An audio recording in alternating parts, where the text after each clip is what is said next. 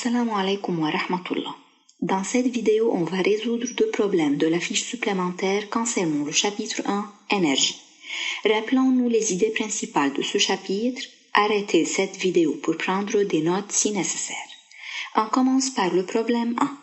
Deux solides S1 et S2 considérés comme particules de masse respective M1 et M2 sont reliés par l'intermédiaire d'un fil inextensible et de masse négligeable. Le fil passe sans glissement sur la gauche d'une poulie de masse négligeable fixée au sommet d'un plan incliné faisant un angle alpha avec l'horizontale OA. À t égale à 0, S2 se trouve à une hauteur H2 égale 30 mètres au-dessus du niveau du sol OA et le système qui est formé de S1, S2, le fil et la poulie est lâché du repos. Le frottement le long du plan incliné à une valeur constante F, prendre le niveau horizontal contenant OA comme niveau de référence de l'énergie potentielle de pesanteur. Notons bien que le fil est inextensible, alors la somme des travaux effectués par les forces de tension le long de tout déplacement est nulle.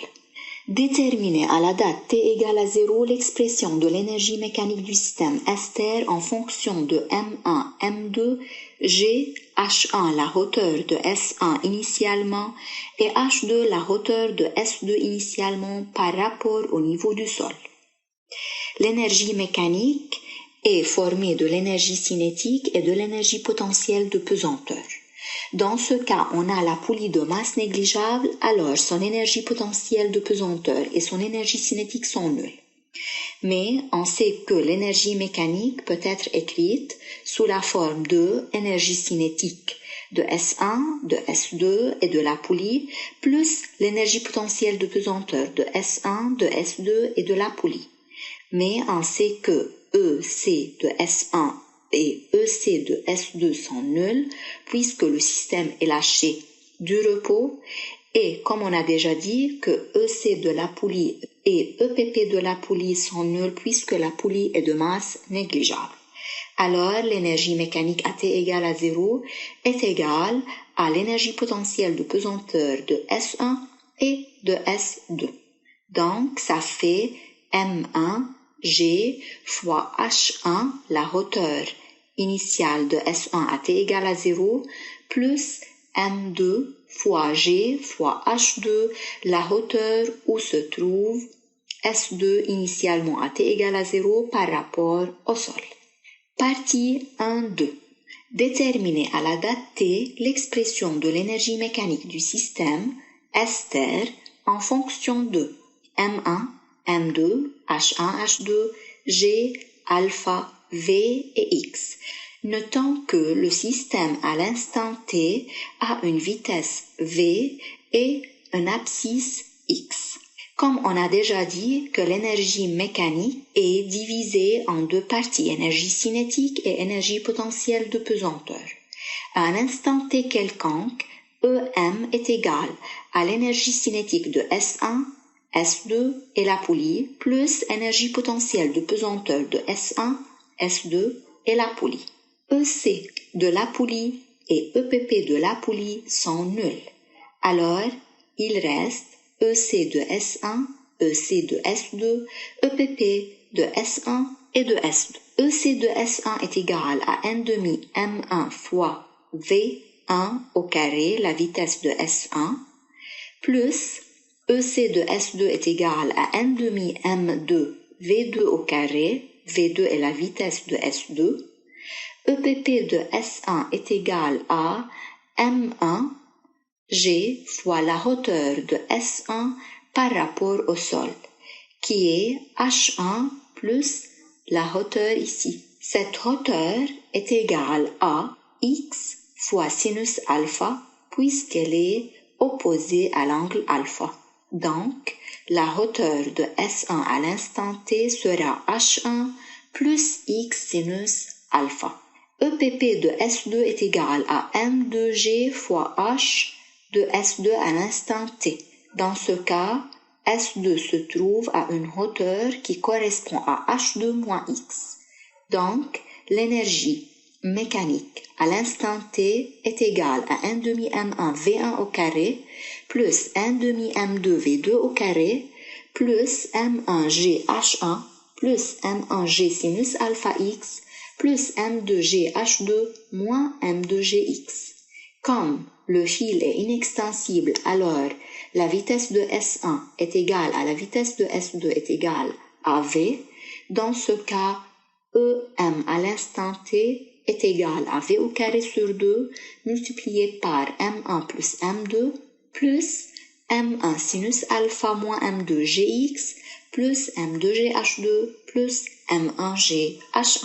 En utilisant la non-conservation de l'énergie mécanique du système, qui est delta EM est égal à la somme des travaux des forces non conservatives, on doit montrer que V au carré est égal à 2M2 moins M1 sinus alpha moins F sur M1 plus M2X. Dans cet exercice, la seule force non conservative qui agit sur le système est la force du frottement qui existe entre S1 et le plan incliné. Alors, on peut dire que l'énergie mécanique du système entre t égale à 0 et l'instant t n'est pas conservée, d'où on peut appliquer la non-conservation de l'énergie mécanique, qui est delta EM est égal à la somme des travaux des forces non conservatives, ici le travail du frottement, qui est égal à moins F fois X. EM à t égale à 0 est égal à M1G H1 plus M2G H2 et EM à l'instant t est égal à V au carré sur 2 M1 plus M2 plus M1 sinus alpha moins M2 Gx plus M2 GH2 plus M1 GH1. EM à l'instant t égale à 0 et EM à l'instant t sont obtenus dans la partie 1. Alors, delta EM qui est égal à EMT moins EM0, ça fait V au carré sur 2, M1 plus M2 plus M1 sinus alpha moins M2 Gx. Donc, V au carré sur 2, M1 plus M2 plus M1 sinus alpha moins M2 Gx est égal à moins Fx. Finalement, on obtient V au carré est égal 2 M2 moins M1 sinus alpha G moins F sur M1 plus M2 X. Partie 3. Déduire l'expression de l'accélération A de S en fonction de F. L'accélération du système S est égale à l'accélération de S1 ou de S2.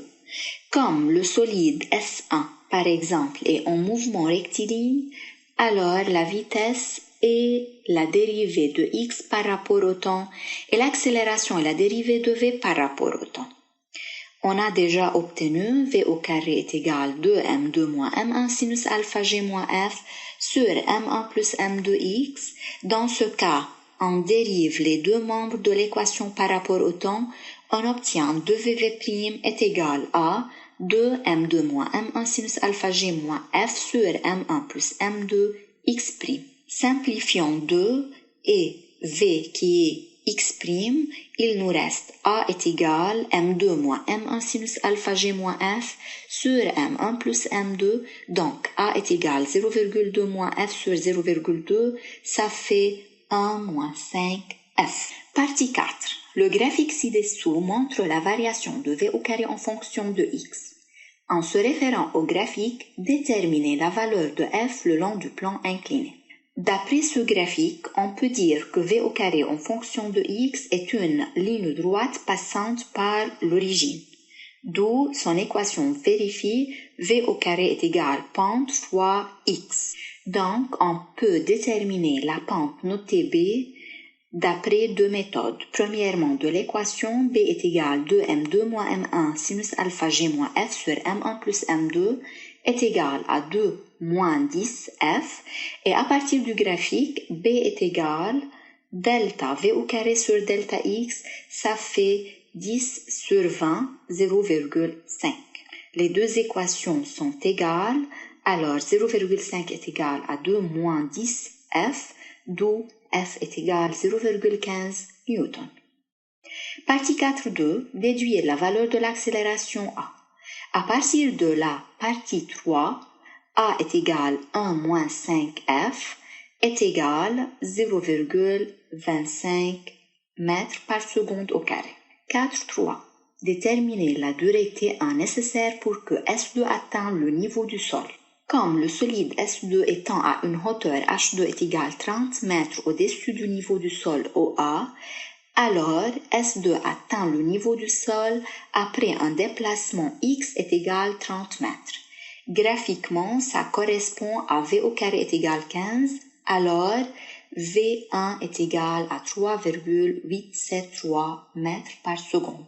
V1 est la vitesse à la durée T1. Mais on sait que V est égal aux primitives de A, d'où V est égal à T plus V0, à T égale T1 égale V1 sur A, ça fait 3,873 sur 0,25 est égal à 15,132 secondes.